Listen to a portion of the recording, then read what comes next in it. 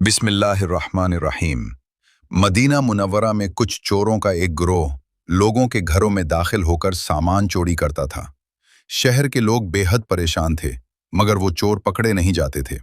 आखिरकार चंद बुजुर्ग इमाम जाफर सादिक अलैहिस्सलाम की खिदमत में हाजिर हुए और अर्ज किया, ए फर्जंद रसूल, ये चोर हमारे लिए बड़ी मुसीबत बन चुके हैं, आप हमारी रहनुमाई फरमाएं।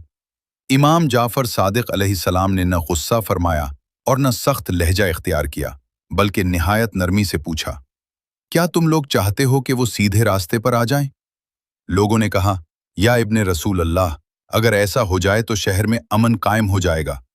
इमाम अलैहिस्सलाम ने अपने एक शागिर्द से कहा कि चोरों के सरगन्ना को बुलाया जाए। जब वो आया तो डरा हुआ था, मगर इमाम ने ना उसे डांटा और ना ही शर्मिंदा किया। इमाम ने फरमाया, मैं जानता हूं कि तुम बहादुर हो, समझदार हो।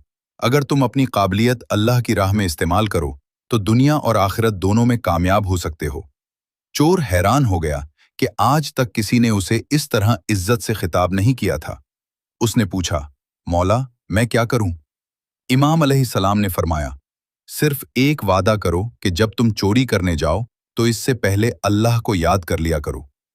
चोर ने हैरत से पूछा, सिर्फ इतना सा काम?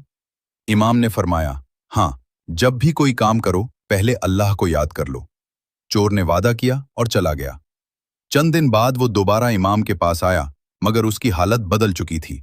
उसने अर्ज किया, मौला, जब मैं चोरी करने जाता हूं और अल्लाह को याद करता हूं तो मेरा दिल लरस जाता है, मेरा हाथ कांपने लगता है और मैं चोरी नहीं कर पाता। इमाम अलैहिस्सलाम ने मुस्कुराकर फरमाया, दिल का दरवाज़ा अल्लाह के जिक्र से खुलता है, और जब वो खुल जाए तो गुनाह खुद खत्म हो जाते हैं। चोर ने कहा, या फर्जंद रसूल, मैंने चोरी छोड़ दी है, अब मैं हलाल रोजी कमाऊंगा। इमाम अलैहिस्सलाम ने उसे दुआ दी और वो बाद में मदीना के नेक लोगों में शुमार हो गया।